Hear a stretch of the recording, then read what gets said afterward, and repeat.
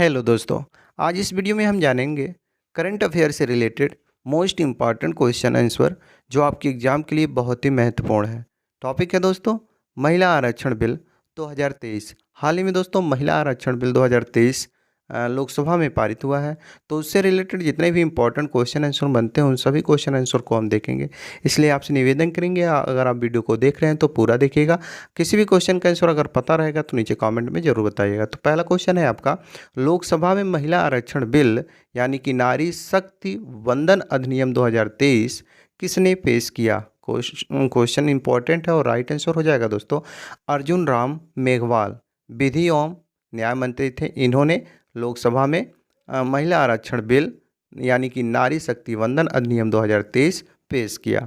Important point है इस question से रिलेटेड दोस्तों, नए संसद भवन में लोकसभा की कार्रवाई के दौरान विधि एवं न्याय मंत्री अर्जुन राम मेघवाल ने लोकसभा में 128वें संशोधन विधेयक 2023 नारी शक्ति वंदन अधिनियम पेश किया। तो इस पॉइंट को आप जरूर नोट करिएगा। कभी भी एग्जाम में पूछे कि कैवा संशोधन के द्वारा महिला बिल पारित हुआ तो 128 संशोधन बताइएगा। अगला क्वेश्चन है, महिला आरक्षण बिल 2023 क्या है? ये भी क्वेश्चन इंपॉर्टेंट है, थोड़ा समझ लेते हैं दोस्तों। महिला आरक्षण बिल लोकसभा और विधानसभा में महिलाओं के लिए 1/3 आरक्षण प्रदान करने वाला एक बिल है जो महिलाओं के लिए। तो दोस्तों महिला आरक्षण बिल एक प्रकार का आरक्षण है जो खासकर महिलाओं को दिया गया है। इंपॉर्टेंट पॉइंट देख लेते हैं दोस्तों। महिला आरक्षण बिल एचपी देवगौड़ा सरकार ने 12 सितंबर 1996 में इस बिल को संसद में पेश किया था लेकिन पारित नहीं हो सका। ये बिल 81 संविधान संशोधन या विधेयक के रूप में पेश हुआ था। इस बिल में संसद और विधान सभाओं में महिलाओं के लिए 33% आरक्षण का प्रस्ताव था। इस 33% आरक्षण के अंदर अनुसूचित जाति अनुसूचित जनजाति के लिए उप आरक्षण का प्रस्ताव था, लेकिन अन्य पिछड़ा वर्ग के लिए आरक्षण का प्रावधान नहीं था। पर उस समय 1996 में ये लोकसभा में पारित नहीं हो सका क्योंकि पूरा मत इस बिल में लोकसभा को नहीं मिला।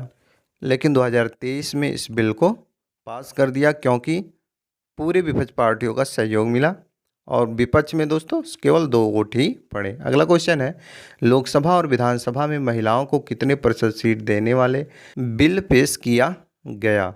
तो दोस्तों लोकसभा और विधानसभा में महिलाओं को सीट देने वाला 33% बिल पास हुआ जो महिला आरक्षण या महिला बिल वंदन अधिनियम 2023 के नाम से जाना गया। इंपॉर्टेंट पॉइंट देख लेते हैं दोस्तों। 33% यानी कि लोकसभा में अभी 543 सीटें हैं, इनमें से 181 सीटें महिलाओं के लिए होगी और इसी तरह विधानसभा में जितनी सीटें होंगी उसकी 33% सीटें महिलाओं के लिए आरक्षित होगी।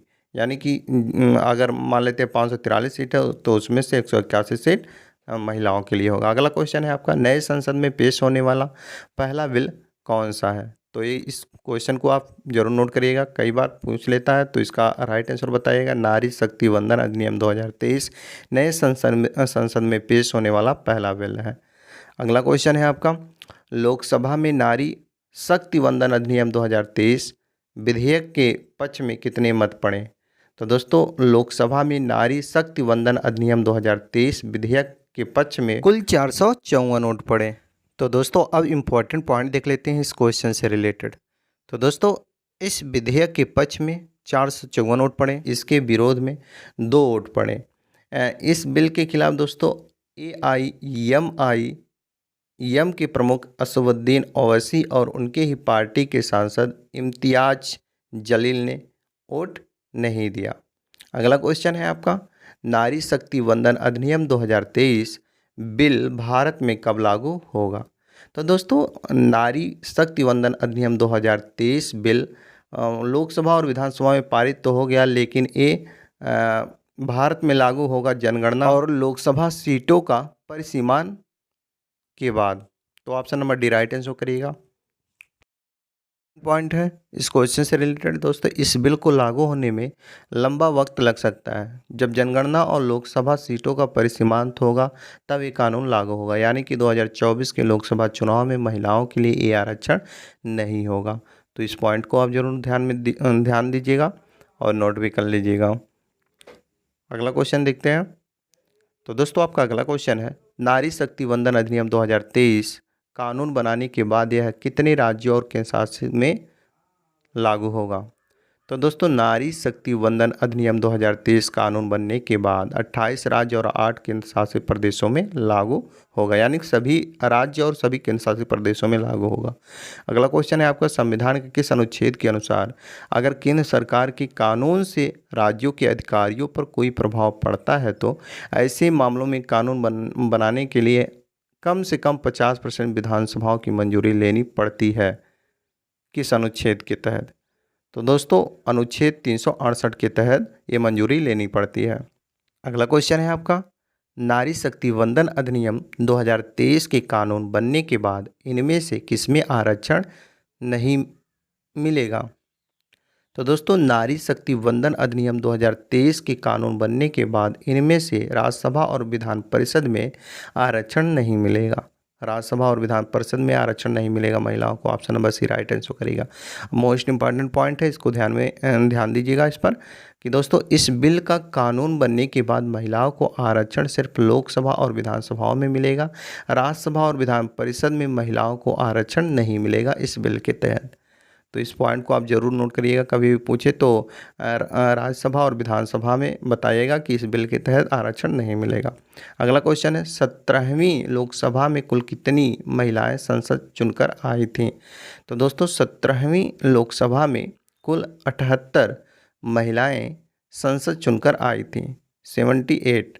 तो option number D right answer करिएगा। आपका अगला क्वेश्चन है और इस वीडियो का लास्ट क्वेश्चन है जो आपका टेस्ट है। इस क्वेश्चन का आंसर आपको नीचे कमेंट में देना है। क्वेश्चन है, भारत की राजधानी कहाँ है। तो दोस्तों राइट आंसर आप लोग नीचे कमेंट में बताइएगा, अपना टेस्ट जरूर दीजिएगा। बाकी ये वीडियो आपको हेल्पफुल लगा हो तो वीडियो को लाइक करिएगा, अपने अन्य दोस्तों के पास शेयर करिएगा और चैनल पर पहली बार आए हो तो चैनल को सब्सक्राइब करना बिल्कुल मत भूलिएगा, क्योंकि हर दिन आपके लिए हम करंट अफेयर और जीके जीएस से रिलेटेड क्वेश्चन आंसर लेकर आते हैं। तो मुझे विश्वास है आप चैनल को सब्सक्राइब जरूर करेंगे। मिलते हैं नेक्स्ट क्वेश्चन आंसर के साथ नेक्स्ट वीडियो में, तब तक के लिए जय हिंद।